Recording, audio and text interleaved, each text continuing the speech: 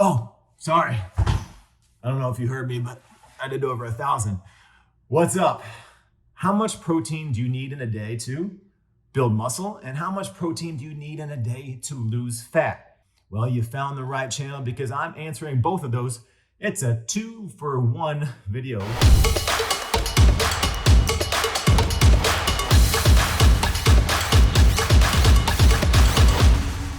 Protein. It's very important. You know why we need it. Muscle tissue, health, all sorts of things. It helps with brain health too from working out.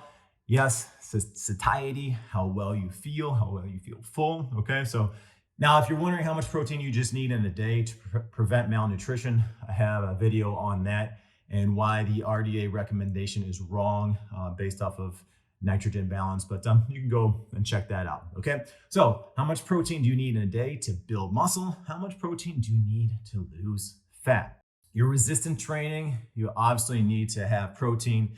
And when we're looking at this and I'm talking about this is assuming that you're doing progressive overload, resistance, stress, mechanical tension, damage. You're doing the right things when you're working out, and I'll have other videos on working out too, okay? So your hypercaloric diet, which you're 370 to about 800 calories more than you need for maintenance. So you're adding muscle tissue. And yes, it is possible to add muscle tissue if you are lower in calories. We just need to make sure we watch our protein. Wow. To gain muscle, you need to provide protein for the muscle tissue to grow. Now, most people should aim for about 1.6 to about 2.4 grams per kilogram. So I'm 200 pounds, roughly. 200 pounds divided by 2.2, I'm 91 kilograms, okay? So then I can extrapolate that, multiply 1.6 by the 91 or 2.4. Okay, 2.4, that means I'm having a little bit more than a gram per pound of body weight, which most days I actually do. I probably hit about 220 to sometimes 250, and if I'm really hungry. So what we need to understand here is an intake of going really high, where some studies are looking at 3.3 grams per kilogram, isn't likely that you're going to build more muscle tissue, because that range of 1.6 to 2.4 seems to be the sweet spot. But going with 3.3 grams is going to help you prevent adding additional fat. That's a good thing, right? So let's go with some numbers here. I'm going to read them off to you so you don't have to do the calculations. I've got another video, that protein one. I talk about a source where you can go and look at your calories and based off of total daily energy expenditure as well. So let's say you're 100 pounds and we're looking at 45 kilograms there. So on the lower end, you're 73 kilograms of protein. On the higher end, you're about 109. Let's go to me, 200 pounds, 91 kilograms, 145 grams on the lower end to build muscle tissue, and about 218 grams on that higher end, okay? So you can do those calculations for yourself. I just thought I'd throw that in there. So active adults, if you want to optimize muscle gain, daily protein intake of 1.6 to 2.4 grams per kilogram. So if we're looking at pounds, that's 0.73 to 1.1 grams per pound. Now, if you're an experienced lifter, you've been lifting for a long time, such as myself, you want to bulk up, you can go all the way up to 3.3 grams per kilogram or 1.5 grams per pound. So 200 pounds, quick math for me is 300. All right, so what if you want to lose fat?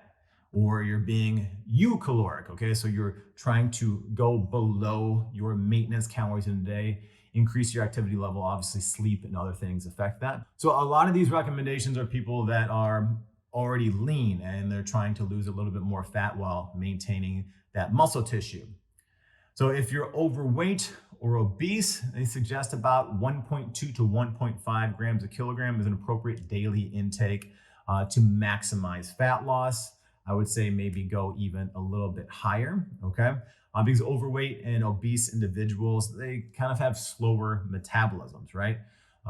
More fat, less muscle tissue, your metabolic rate is going to be slower, but you're going to require more overall calories just to maintain your weight. But you don't want to maintain, you want to drop it down, lose fat, and maintain the muscle tissue, okay? So you've got a slower metabolism, fat storage, you're going to be preferential. over being stored as muscle tissue. So you need a greater calorie deficit. So we're going to cut that down, okay, and increase the protein. Now, your protein intake should be based off of your total weight goal, right? So if you're looking at your total weight goal and you're considering that, then you take your calories based off of your goal weight, okay? So I'm 200 pounds. If I wanted to get to 180 pounds, I would take my calories and base that off of 180 pounds and not 200 pounds. Okay, then you can go with that. That's a nice way to do it. Or you can just cut about 300 calories per day and increase that activity level. So if we're looking at being overweight, optimal intake if you're overweight, I'll give you the numbers here. Let's say you were 200 pounds, 91 kilograms like myself. On the lower end, 109 grams of protein a day. On the higher end, 136 grams. If you're 300 pounds, 136 kilograms, 163 grams a day, all the way up to 204 grams. So when you're dieting for fat loss athletes and other active adults, you're already lean and you want to maximize that lean muscle tissue. Aim for 1.6 to 2.4 grams per day. So that's 0.73 to 1.1 grams per pound. Now, if you're overweight or obese, you're going to have about 1.2 to 1.5 grams per kilogram, or 0.54 to 0.68 grams per pound. Hopefully that helped and it was slightly entertaining. Protein, eat it, chew it, drink it, do what you can. But overall research is saying more protein, you're going to be absolutely fine. The more active you are, you can aim for that higher range. All right. I appreciate you being here. Subscribe, follow me on all social media channels at Joey Thurman Fit. And if you're going to troll nicely. Be well. Cheers.